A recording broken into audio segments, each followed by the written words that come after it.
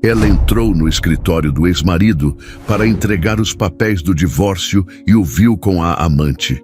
Eles riram dela, grávida de 8 meses, mas o deboche acabou no instante em que a porta se abriu de novo e eles ficaram chocados. O ar-condicionado do imponente edifício comercial na Avenida Paulista parecia zombar do calor úmido que castigava São Paulo naquela tarde de fevereiro. Para Helena, no entanto, o frio que sentia não vinha das saídas de ventilação, mas de um lugar profundo e gélido dentro de si. Uma câmara de gelo que se formara há quase 2 anos. A cada passo que dava pelo corredor do 27º andar, o carpete cinza chumbo abafava o som de seus sapatos, mas não o martelar insistente de seu coração. O peso em seu ventre de 8 meses era um contraponto físico à carga emocional que a acompanhava, uma âncora que a lembrava constantemente do futuro que estava construindo, tijolo por tijolo, sobre as ruínas de seu passado. Na mão, segurava um envelope pardo, grosso e rígido. Dentro dele, não havia cartas de amor ou lembranças de um tempo mais feliz, mas sim os papéis do divórcio, a assinatura final que selaria legalmente o fim de uma era. O fim de Helena e Ricardo. Quase 2 anos. Parecia uma vida inteira. Tempo suficiente para que as feridas mais abertas se transformassem em cicatrizes, mas não o bastante para que a memória da dor se dissipasse por completo. Ela ainda se lembrava da forma como seu mundo desabou, não com um estrondo, mas com o silêncio ensurdecedor de uma traição descoberta.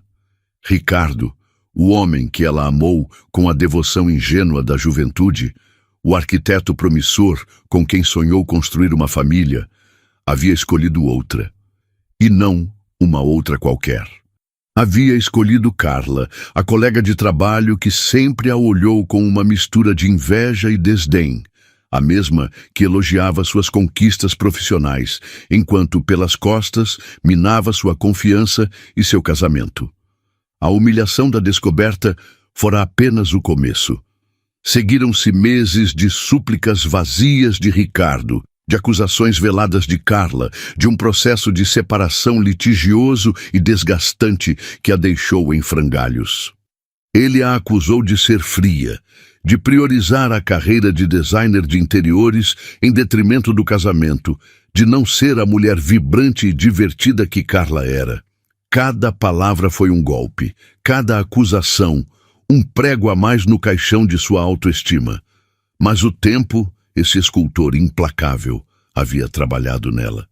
Helena se reergueu, mergulhou no trabalho, fundou seu próprio estúdio de design, conquistou clientes importantes e, mais importante, reaprendeu a se amar. Então, quando menos esperava, o amor a encontrou novamente. Um amor maduro, sereno e avassalador na figura de Arthur, um homem cuja gentileza e força eram o bálsamo que sua alma precisava. E desse amor, um novo sonho floresceu, crescendo forte e saudável em seu ventre. Este bebê não era uma tentativa de preencher um vazio, mas a celebração de uma vida reconstruída, de uma felicidade que ela ousara acreditar que não existia mais. Entregar aqueles papéis pessoalmente não era um ato de masoquismo, mas de encerramento. Era uma forma de olhar nos olhos do homem que a quebrou e mostrar-lhe, sem dizer uma palavra, que ela estava inteira novamente. Mais do que inteira, estava transbordando vida. A placa dourada na porta de mogno ainda exibia o nome dele, Ricardo Bastos, arquiteto sênior. Por um instante, uma versão mais jovem de si mesma, cheia de orgulho e admiração, piscou em sua memória. Ela sacudiu a cabeça, afastando o fantasma. Aquela mulher não existia mais. Sem hesitar, sem a formalidade de uma batida, ela girou a maçaneta. Era um resquício do hábito de um tempo em que aquele espaço também era uma extensão do seu, um lugar onde entrava sem cerimônia, trazendo café ou apenas um beijo no meio da tarde. A porta se abriu com um clique suave, revelando uma cena que fez o ar gelar ainda mais em seus pulmões. Ricardo estava lá, exatamente como ela se lembrava, talvez um pouco mais magro, os cabelos escuros ligeiramente mais compridos. Mas ele não estava sozinho. Prensada contra a sua enorme mesa de projetos, com as pernas elegantemente cruzadas envolvendo sua cintura, estava Carla. Seus cabelos loiros, sempre impecáveis, estavam levemente desgrenhados e seus lábios vermelhos estavam colados aos de Ricardo num beijo faminto, desesperado. As mãos dele, as mesmas mãos que um dia desenharam os projetos da casa deles, agora se perdiam sob a saia justa de Carla, explorando-a com uma familiaridade que falava de incontáveis encontros como aquele. O som que escapou dos lábios de Carla, um gemido baixo e satisfeito, foi o que finalmente quebrou o feitiço do momento. Eles não a viram. Estavam perdidos um no outro, um universo de luxúria e segredos compartilhados em plena luz do dia, no mesmo escritório onde um dia ela o ajudou a escolher a cor das paredes. O envelope em sua mão pareceu pesar 1 tonelada. O passado que ela pensava ter enterrado estava vivo, pulsante e zombando dela bem ali, a poucos metros de distância. O clique suave da porta se fechando atrás de Helena foi o som que rasgou o véu daquele momento febril. Foi um som discreto, quase imperceptível, mas para os dois amantes imersos em seu mundo particular, soou como um trovão. Eles se separaram abruptamente, como adolescentes culpados flagrados em um ato proibido. O rosto de Ricardo passou por uma sucessão de cores, do rubor da paixão à palidez do choque, culminando num vermelho profundo de constrangimento e raiva. Carla, por outro lado, recompôs-se com uma velocidade impressionante. Ela deslizou para fora da mesa, ajeitando a saia com uma calma predatória. Seus olhos azuis faiscando não com vergonha, mas com uma satisfação maliciosa. O batom vermelho, antes perfeito, agora borrava levemente o canto de seus lábios, um troféu visível de sua transgressão. O silêncio que se instalou na sala era denso, pesado, carregado de histórias não contadas e feridas reabertas. Foi Carla quem o quebrou, e sua voz, leve e divertida, foi como vidro moído nos ouvidos de Helena. Ora, veja só quem decidiu nos agraciar com sua presença. Deveria ter batido antes de entrar, querida. Algumas pessoas ainda acreditam em privacidade, sabe? O escárnio era tão palpável que quase se podia tocá-lo. Ela se aproximou de Ricardo, passando a mão pelo peito dele num gesto possessivo, marcando seu território. Você precisa se acostumar, Rick. Ela não é mais dona deste espaço. Se continuar aparecendo assim, sem avisar, vai acabar vendo essa cena se repetir muitas e muitas vezes. Cada palavra era uma provocação deliberada, uma faca girando lentamente na cicatriz de Helena. Carla então deixou seu olhar descer, pousando demoradamente sobre a barriga proeminente de Helena, e um sorriso lento e cruel se espalhou por seu rosto. E pelo visto a fila andou rápido, não é? Pensei que ainda estivesse de luto pelo nosso casamento. A palavra nosso foi dita com uma ênfase venenosa, como se ela, a amante, tivesse mais direito àquele passado do que a própria esposa. Ricardo, até então paralisado, pareceu despertar com a menção da gravidez. Seus olhos, que antes evitavam os de Helena, agora se fixaram em seu ventre com uma expressão de incredulidade atordoada. O choque em seu rosto era genuíno, uma emoção crua em meio à farsa daquela situação. Grávida! Ele sussurrou, a palavra saindo rouca, como se sua garganta estivesse cheia de areia. Ele deu um passo à frente, o arquiteto calculista, dando lugar a um homem visivelmente abalado. A surpresa, no entanto, rapidamente se metamorfoseou em algo mais feio, uma defesa amarga para mascarar o próprio desconforto. Você não perdeu tempo mesmo, hein, Helena? Pelo visto, a viúva triste era só fachada. Quero saber quem é o novo otário. Quem foi o coitado que você conseguiu laçar com o golpe da barriga para te segurar? A acusação era tão vil, tão distante do homem que um dia a amou, que por um instante Helena sentiu o chão sumir sob seus pés. Carla soltou uma gargalhada alta e estridente, deliciando-se com a crueldade de Ricardo. Cuidado, amor. Ela é especialista em parecer frágil. Deve ter escolhido alguém com muito dinheiro para bancar esse estilo de vida que ela adora. Eles se olhavam, cúmplices em sua maldade, transformando a dor de Helena em um espetáculo privado. Faziam piadas sobre o pai misterioso, sobre como ela devia ter planejado tudo meticulosamente, sobre o tamanho de sua barriga, cada comentário uma nova camada de humilhação. Eram duas hienas cercando uma leoa ferida, certas de sua vitória, cegas pela própria arrogância. Mas a leoa não rugiu. Helena permaneceu em silêncio, o corpo ereto, o queixo erguido. Ela os observou, não como uma vítima, mas como uma antropóloga estudando o comportamento de espécimes primitivos. A dor estava lá, uma brasa ardente sob a superfície de sua calma, mas ela não lhes daria a satisfação de vê-la queimar. Seus olhos, de um castanho profundo e agora indecifráveis, encontraram os de Ricardo, e por uma fração de segundo ele vacilou.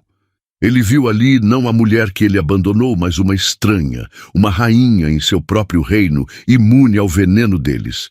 Ela não derramou uma lágrima, não gritou, não se defendeu.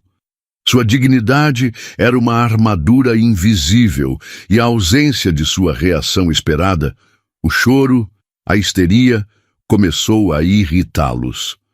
O silêncio dela era mais alto e mais poderoso do que qualquer insulto que eles pudessem proferir.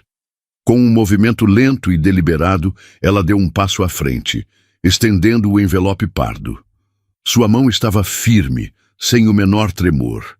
Ela o colocou sobre a única área livre da mesa de projetos, empurrando-o suavemente na direção de Ricardo. Os papéis do divórcio. Sua voz soou clara e firme, sem qualquer vestígio de emoção. Só falta a sua assinatura para que tudo isso acabe oficialmente. Ela não pediu nada, não exigiu nada. Apenas entregou o documento que simbolizava o fim. E ao fazê-lo, parecia estar se libertando da última corrente que aprendia aquele passado tóxico. Ela se virou para sair, cada movimento exalando uma força tranquila que os deixou desconcertados. A piada havia perdido a graça. A plateia não estava chorando, estava indiferente, e essa indiferença era o maior dos insultos. Foi nesse exato momento, quando a mão de Helena já estava na maçaneta, pronta para dar as costas àquela cena patética para sempre, que a porta do escritório se abriu novamente. O som do clique desta vez não foi suave, foi assertivo, definitivo. A risada que começava a se formar novamente nos lábios de Carla morreu instantaneamente. A expressão de Ricardo congelou, a arrogância se desfazendo para dar lugar a um pânico crescente. Parado no umbral da porta, com a imponência de quem é dono não apenas da sala, mas do andar inteiro, estava Arthur. Seus cabelos grisalhos nas têmporas conferiam-lhe um ar de distinção, e o terno de linho claro, impecavelmente cortado, acentuava sua postura ereta e confiante. Ele era a personificação do poder silencioso, e seu olhar percorreu a cena. Ricardo e Carla, próximos demais, a tensão no ar. Helena de costas para eles, com uma rapidez analítica. Então, seus olhos pousaram em Helena, e toda a dureza de sua expressão se desfez, dando lugar a uma ternura infinita. Um sorriso suave tocou seus lábios. Amor, ele disse, e sua voz, calma e profunda, preencheu o silêncio pesado da sala. Eu estava te procurando. Pedi que não viesse até aqui, que deixasse o mensageiro trazer isso.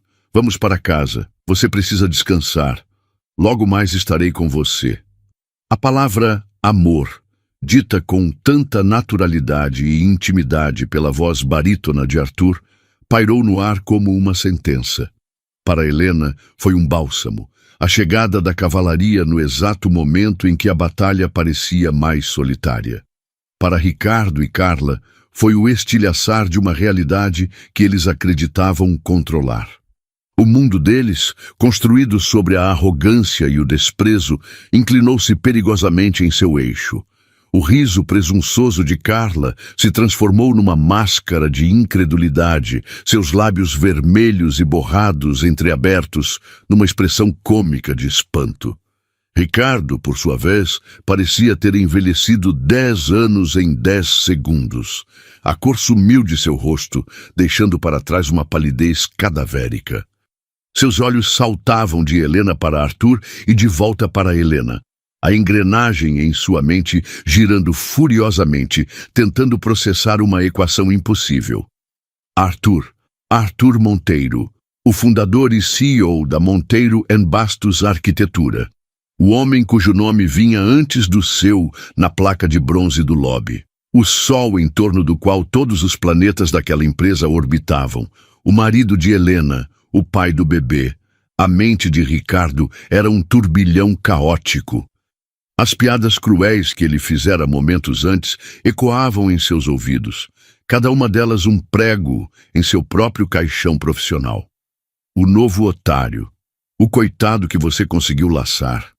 Ele havia insultado da forma mais vil e direta possível o homem que detinha seu futuro profissional na palma da mão. A ironia era tão esmagadora, tão perversamente poética, que ele sentiu uma onda de náusea. Ele olhou para a barriga de Helena, não mais com desprezo, mas com um terror reverente. Aquele não era apenas um bebê, era um herdeiro, o herdeiro do império que ele tanto almejava escalar. E ele, em sua estupidez cega, havia zombado da rainha e de seu príncipe por nascer bem na frente do rei. Helena se virou lentamente e, ao encontrar o olhar de Arthur, permitiu-se, pela primeira vez, deixar transparecer um vislumbre de sua vulnerabilidade. Seus ombros, antes tão rígidos, relaxaram sutilmente. Arthur deu um passo para dentro da sala, seu movimento fluido e cheio de propósito, e colocou uma mão protetora na base das costas dela. Foi um gesto simples, mas que transmitia um universo de significados. Proteção, posse, amor. Está tudo bem? Ele perguntou em voz baixa, o tom carregado de uma preocupação que contrastava brutalmente com o veneno que havia preenchido a sala momentos antes. Helena apenas assentiu, um pequeno e cansado aceno de cabeça. Seus olhos diziam o resto. Arthur então ergueu o olhar, e a ternura que dedicara à sua esposa se evaporou, substituída por uma frieza polar. Seus olhos, de um cinza tempestuoso, fixaram-se em Ricardo e Carla. Ele não precisava gritar. Seu silêncio era mais intimidador do que qualquer ameaça. Ele era um predador no topo da cadeia alimentar, observando duas criaturas inferiores que haviam cometido o erro fatal de ameaçar sua fêmea. O silêncio se esticou, tornando-se uma forma de tortura. Cada segundo era uma agonia para o casal de amantes, que permanecia congelado, como estátuas em um jardim de desastres. Foi Ricardo quem tentou quebrar o gelo, sua voz saindo como um arranhão desesperado. Dr. Arthur, nós não sabíamos, eu posso explicar. A tentativa era patética. Explicar o quê? Que estava traindo sua amante com a ex-esposa que ele humilhava, que estava beijando uma funcionária em sua mesa de trabalho durante o expediente, ou que havia acabado de insultar a esposa grávida de seu chefe. Não havia explicação possível que pudesse consertar aquele desastre. Arthur ergueu uma mão, um gesto curto e imperioso que calou Ricardo instantaneamente. Não, ele disse, a palavra cortante como uma lâmina de obsidiana. Não me explique nada. Eu ouvi o suficiente antes de entrar. Ouvi o bastante para entender exatamente o tipo de caráter que tenho sob meu teto. Ele olhou para Carla, cujo rosto agora exibia o pânico de um animal encurralado. A arrogância havia se desfeito, revelando a insegurança patética por baixo.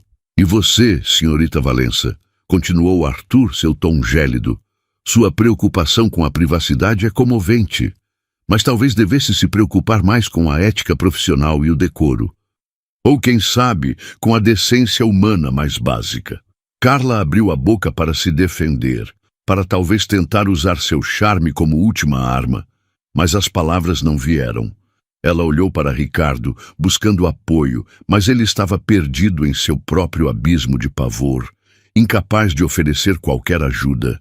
A aliança deles, tão forte na crueldade compartilhada, se mostrou frágil como teia de aranha diante de uma consequência real.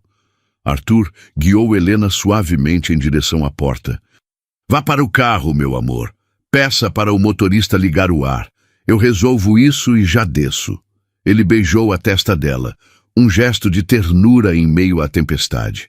Helena lançou um último olhar para as duas figuras patéticas no centro da sala. Não havia triunfo em seu rosto, apenas um cansaço profundo e o alívio do encerramento. Ela não precisava de vingança. A vida, em sua ironia requintada, havia se encarregado disso. Ela saiu sem dizer mais uma palavra, fechando a porta atrás de si e deixando os dois amantes à mercê do rei, cujo reino eles haviam profanado. Assim que a porta se fechou, a atmosfera na sala mudou. A presença de Helena, de alguma forma, servia como um amortecedor. Sem ela, restava apenas a fúria fria e concentrada de Arthur. Ele caminhou lentamente até a mesa de Ricardo, pegou o envelope pardo que Helena havia deixado e o segurou entre os dedos. Divórcio, ele constatou, mais para si mesmo do que para eles. Ele então olhou para Ricardo e, pela primeira vez, havia algo além de frieza em seus olhos. Havia um desprezo profundo, quase visceral. "Você tinha uma mulher de ouro em suas mãos, Ricardo. Uma mulher de uma força e integridade que você, em sua mediocridade, nunca foi capaz de compreender. E você a trocou por isso." Seu olhar de relance para Carla foi tão desdenhoso que foi como um tapa. "Dr. Arthur, por favor." Ricardo implorou, a voz embargada. "Meu trabalho, minha carreira, eu construí minha vida aqui. Você construiu sua vida sobre a fundação que eu criei." Corrigiu Arthur, a voz perigosamente calma. "Você usou as oportunidades que eu lhe dei, a confiança que depositei em você, e usou essa mesma posição para humilhar a mulher que eu amo, a mãe do meu filho." Ele fez uma pausa, deixando o peso de suas palavras assentar. "Sua carreira nesta empresa acabou. A partir deste momento você está demitido, por justa causa." A sentença foi proferida sem hesitação, final e irrevogável. Ricardo cambaleou para trás, como se tivesse levado um soco. "Não. O senhor não pode fazer isso. Temos projetos em andamento, clientes. Os projetos serão redistribuídos. Os clientes serão notificados de que você não faz mais parte desta empresa. Ninguém é insubstituível, Ricardo. Especialmente não você." Arthur então se virou para Carla, que choramingava silenciosamente no canto. "E quanto a você, Yorita Valença, sua performance hoje foi esclarecedora. Sua falta de profissionalismo é tão notável quanto sua falta de caráter. Considere seu contrato rescindido imediatamente. O RH entrará em contato para acertar os detalhes de sua saída. Quero os dois fora deste prédio em 1 hora. A segurança irá acompanhá-los para garantir que retirem apenas seus pertences pessoais." Com uma ordem final e firme, ele se virou e caminhou em direção à porta, deixando para trás a ruína de 2 carreiras e um caso sórdido. O silêncio que ele deixou em seu rastro era o som da justiça, a prova irrefutável de que, no final, o poder não estava com os que gritavam mais alto ou riam com mais maldade, mas com aquele que, em sua dignidade silenciosa, havia conquistado o verdadeiro prêmio. A queda dos amantes não foi um espetáculo de gritos e lágrimas, mas um implodir silencioso, a constatação tardia e amarga de que haviam apostado tudo nas cartas erradas e perdido o jogo de forma espetacular. O som da porta se fechando pela 3ª vez teve um peso de finalidade que nenhum dos outros cliques possuía. Foi o som de uma guilhotina caindo, de um livro sendo fechado, de um futuro sendo sumariamente executado. Arthur se fora, e com ele, toda a esperança. No silêncio ensurdecedor que se seguiu, Ricardo e Carla ficaram sozinhos com os destroços de suas vidas. O ar, antes carregado de luxúria e depois de pânico, agora estava rarefeito, sufocante com o fedor do fracasso. Ricardo afundou na cadeira de couro que momentos antes era o trono de seu pequeno reino. Agora parecia um banco de réu. Ele olhou para a mesa de mogno, para os projetos arquitetônicos meio desenrolados, para os prêmios de design que havia ganhado. Tudo aquilo que antes representava seu sucesso e sua identidade, agora parecia zombar dele. Eram relíquias de uma vida que não existia mais. Carla, por sua vez, parou de choramingar. Suas lágrimas secaram, substituídas por uma fúria fria e impotente. Ela olhou para Ricardo, não com a cumplicidade de uma amante, mas com o desprezo de uma aliada traída na guerra. Você, ela sibilou, a voz rouca de raiva. Isso é tudo culpa sua, sua ex-esposa estúpida e seu orgulho idiota. Ricardo ergueu a cabeça, os olhos vazios e perdidos. Minha culpa? Ele repetiu, a voz desprovida de emoção. Você estava rindo, Carla. Estava se deliciando com a humilhação dela. Você a provocou tanto quanto eu. A acusação era verdadeira, e isso só a enfureceu mais. Eu estava seguindo a sua liderança.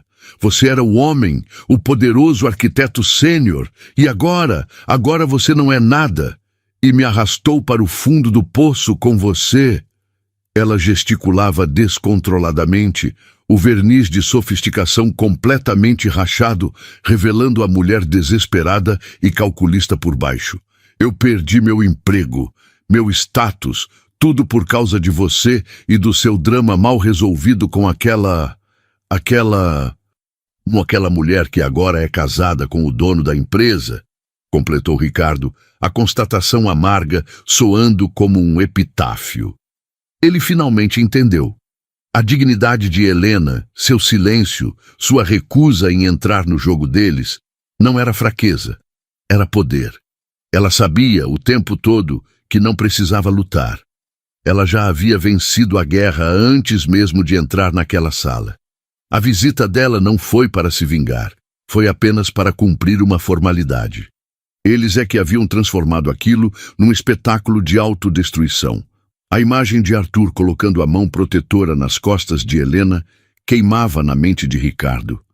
A ternura em seu olhar, a forma como a chamou de amor, era um tipo de intimidade e respeito que ele, Ricardo, nunca havia realmente oferecido a ela.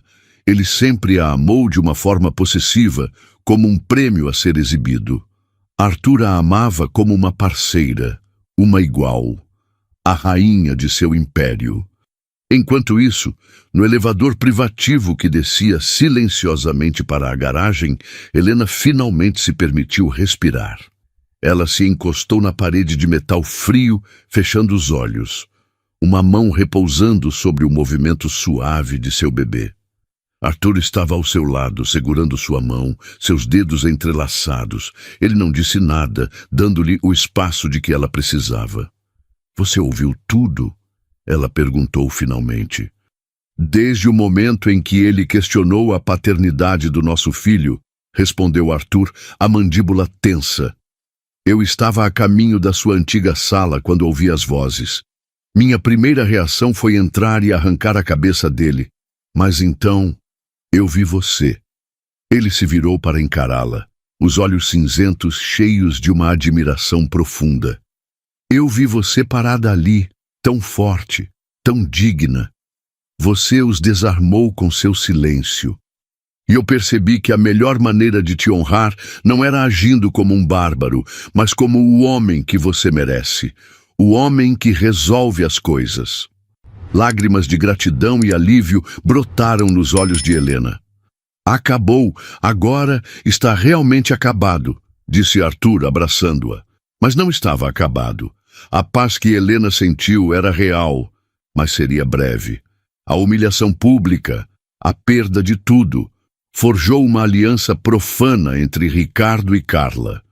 Após serem escoltados para fora do prédio sob os olhares curiosos de todo o andar, a briga entre eles continuou na calçada, uma troca de acusações amargas.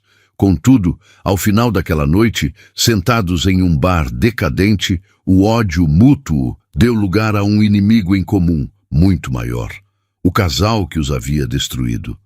Não podemos deixar que eles vençam assim, disse Ricardo, a voz baixa e cheia de veneno.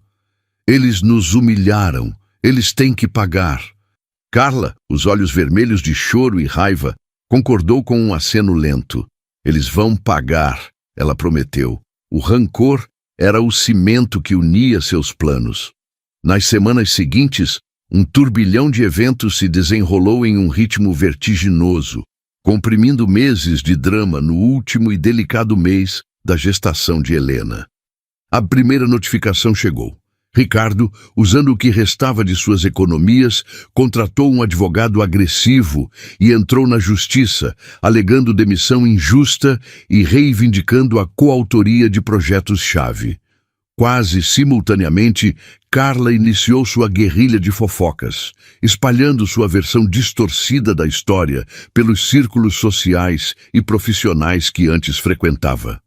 A primeira audiência foi um evento tenso.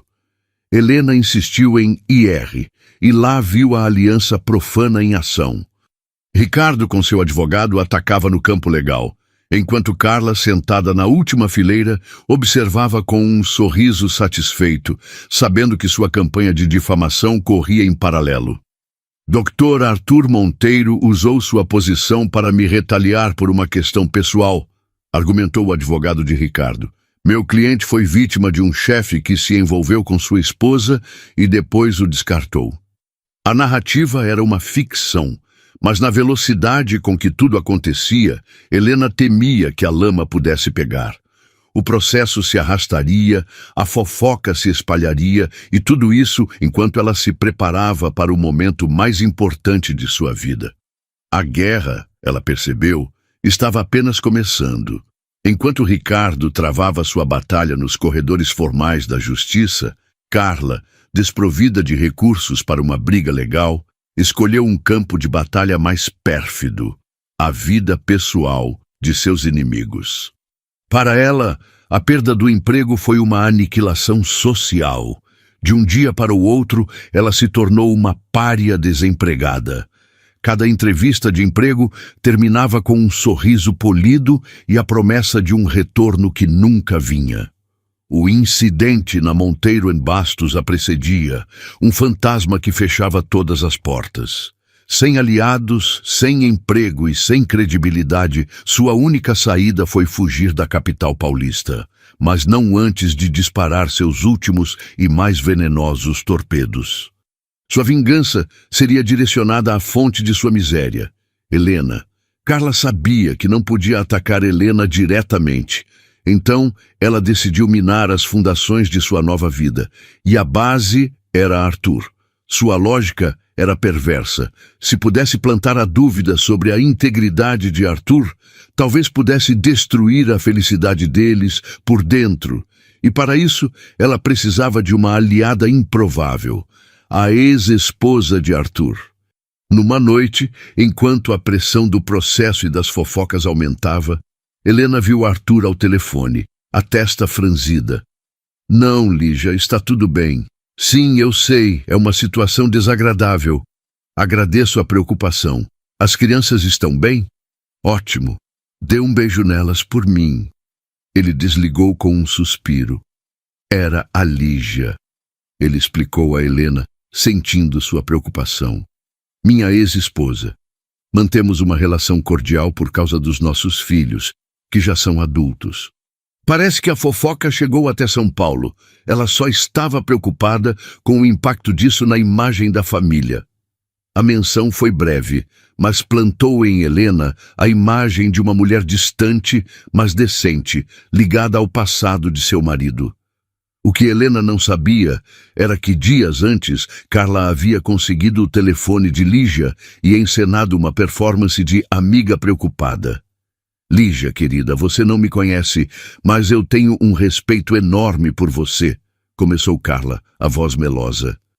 E é por isso que meu coração dói. Essa mulher, Helena, ela não é quem parece ser. Ela é uma alpinista social da pior espécie. Ela estava com o Arthur muito antes do fim oficial do casamento dela. Ela planejou tudo.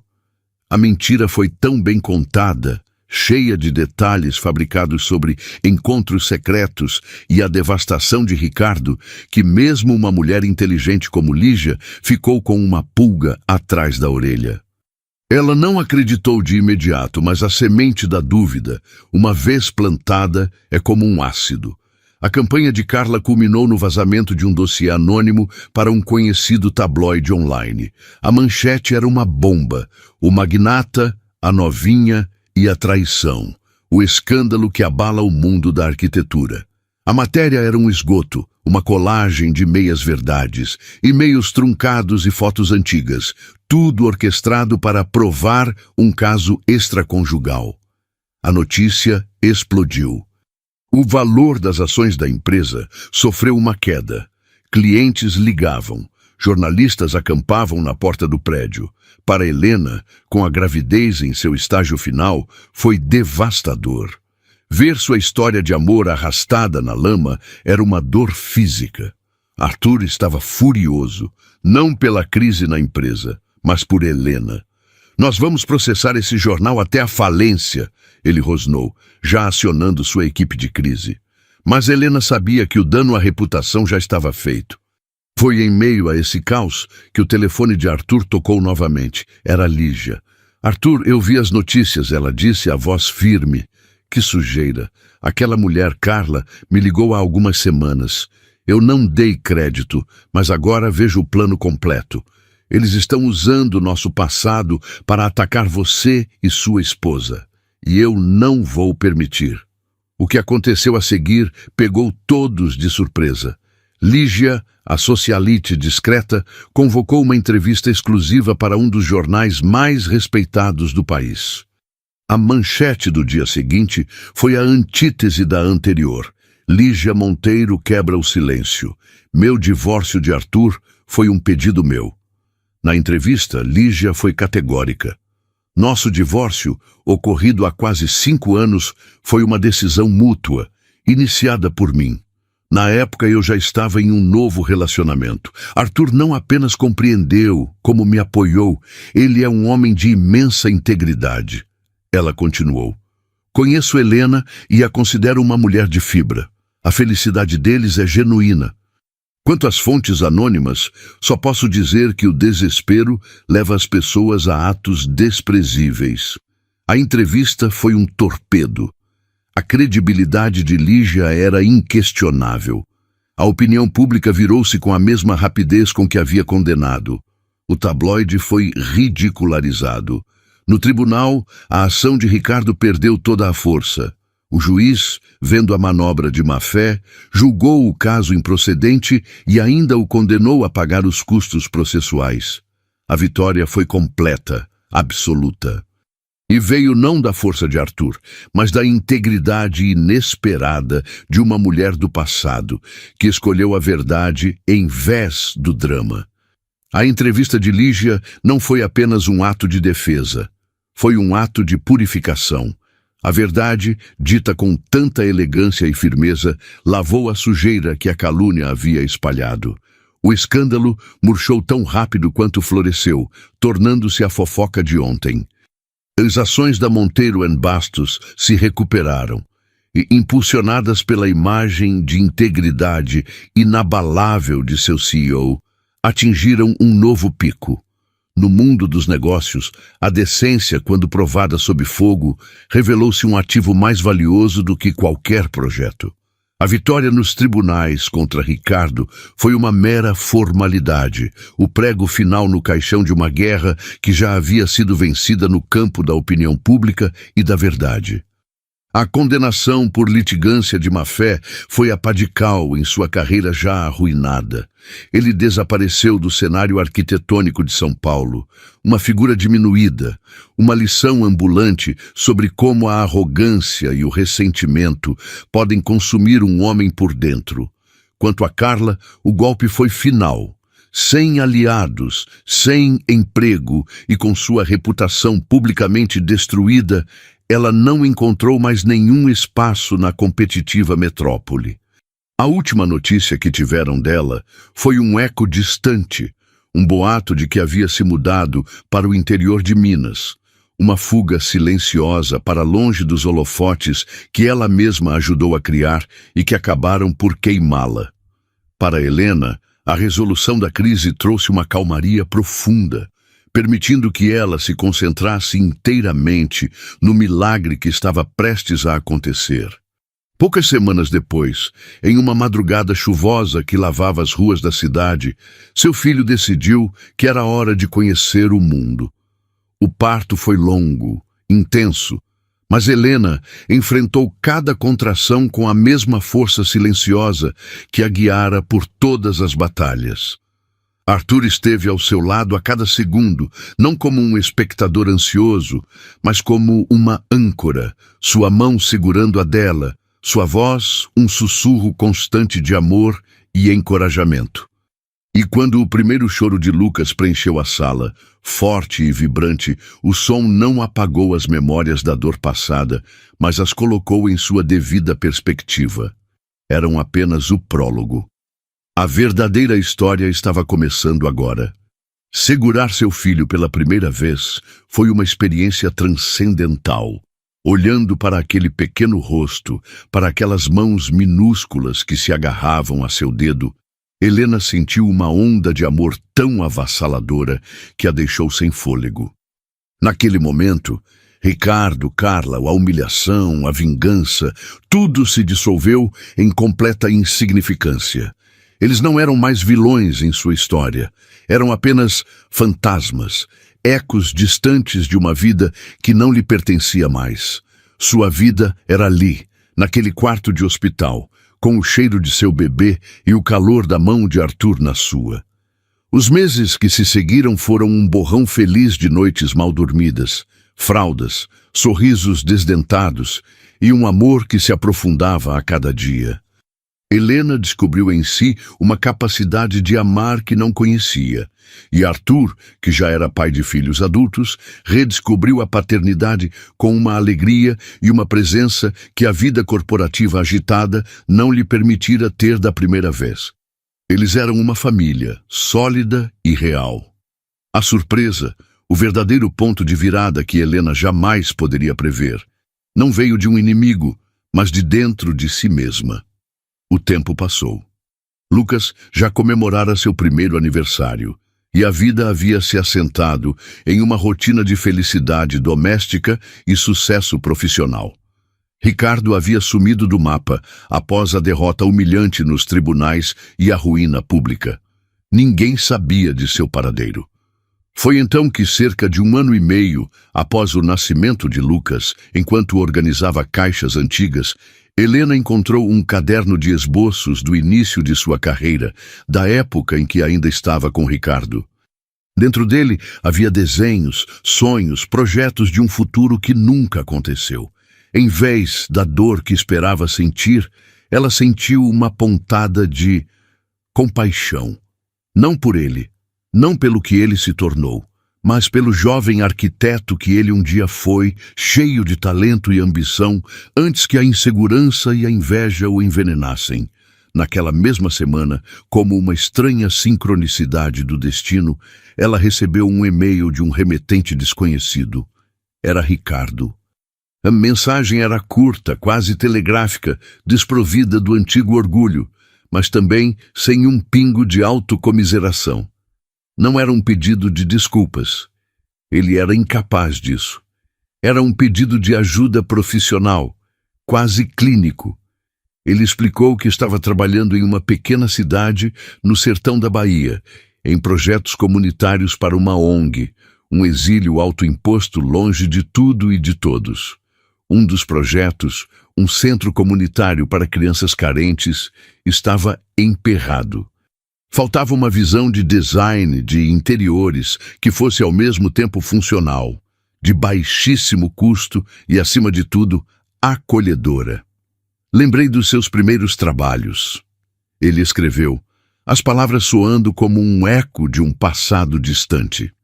Ninguém nunca soube combinar dignidade e orçamento limitado como você. O e-mail terminava de forma abrupta. Qualquer ideia seria bem-vinda.